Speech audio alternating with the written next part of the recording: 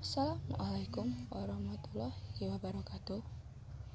Halo rekan-rekan seperjuangan, saya Ella Ramadanti, NIM 217010135, kelas 7A3 Gabungan Keuangan Universitas Bina Insan Lubuk Linggau. Pada kesempatan ini, saya akan menyampaikan materi mengenai saham, itu dengan subtema risiko dan keuntungan nabung saham. Nah, sebelum kita masuk ke materi, mari kita mengenal kembali istilah-istilah berikut. Investasi, suatu usaha untuk menumbuhkan aset dengan harapan mendapat keuntungan di masa depan. Resiko merupakan konsekuensi yang dapat terjadi akibat kejadian atau ketidakpastian yang akan datang. Setelah mengenal istilah tersebut, apa saja sih resiko menabung saham? Resiko yang pertama yaitu mengalami selisih harga jual dibandingkan harga beli.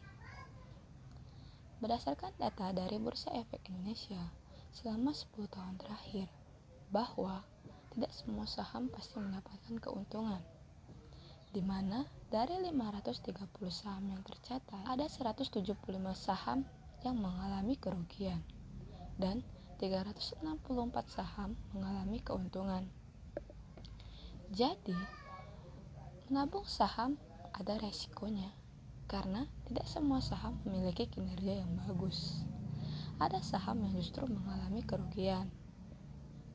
Misalkan, kita membeli harga saham 300 dan menjual seharga 141, maka kita mengalami kerugian sebesar 53%. Dengan demikian, Anda bisa mengalami kerugian jika harga saham lebih rendah dibandingkan harga sewaktu Anda membeli.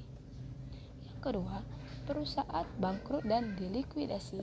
Jika perusahaan bangkrut, B akan melakukan delisting, di mana Anda menerima hasil pembagian likuiditas untuk terakhir kalinya.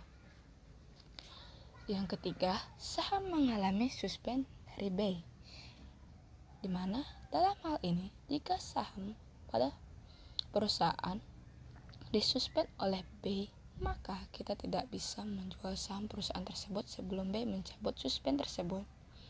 Dan resiko yang keempat, tidak mendapatkan dividen, di mana tidak semua perusahaan membagikan dividen, meskipun perusahaan tersebut mengalami keuntungan.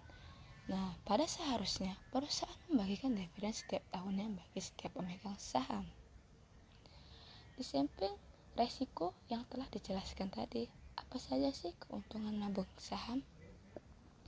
Keuntungan yang pertama adalah capital gain, yaitu mendapatkan keuntungan selisih dari harga jual dengan harga beli. Jika kita membeli saham seharga 23.125 dan menjualnya di harga 27.475, maka kita akan mendapatkan keuntungan sebesar 19. Jika harga jual saham lebih tinggi dibandingkan harga sewaktu Anda beli.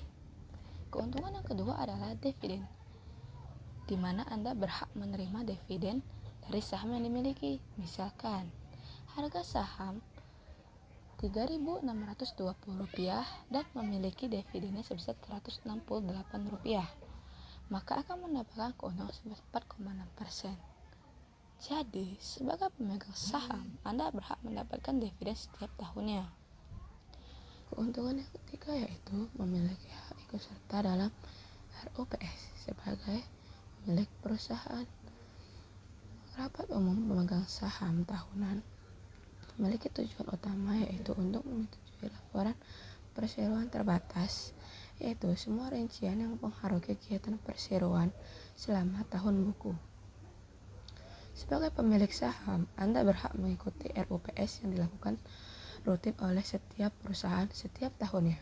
Keuntungan yang keempat yaitu di bawah pengawasan dan regulasi Otoritas Jasa Keuangan atau sering disebut OJK.